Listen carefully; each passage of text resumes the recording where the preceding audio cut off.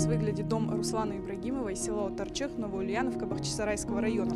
3 августа здесь случился пожар, который в буквальном смысле оставил его без крыши над головой. В момент пожара Руслана Ибрагимова в доме не было, поэтому сам он не пострадал. Akşamüstü oldu.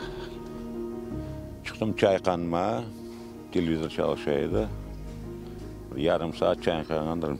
Çıktım, bakım alevlenip yanıp oturuyor. Söndürmeye özüm neme ettim, söndürülmedim. Telefonumda tapalmadım. Koştum, sırada звонить yaptı. Bekledik пожарный. 1 saatten sonra geldi пожарный. Пламя быстро распространилось по дому, одна из комнат сгорела полностью. Urbalar yandı, divanlar, şkaflar, mebel, saut sabalar.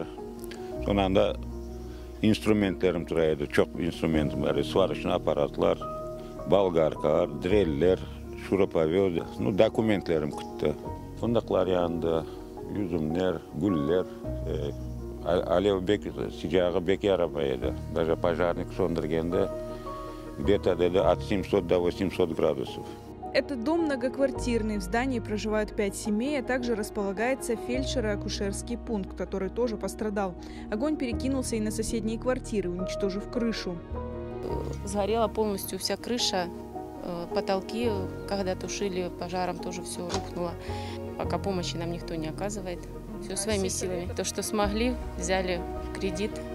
Пока начали хоть что-то, потому что если сейчас дожди пойдут, мы вообще останемся без жилья. У нас потолков нет, ничего внутри. Больше всего пострадал Руслан Ибрагимов. Сейчас он вынужден ночевать во дворе. Родственники помогают ему временно обустроить жилье в сарае. На восстановление дома жителям нужны средства, которых у людей нет. Помочь им можно, перечислив средства по реквизитам.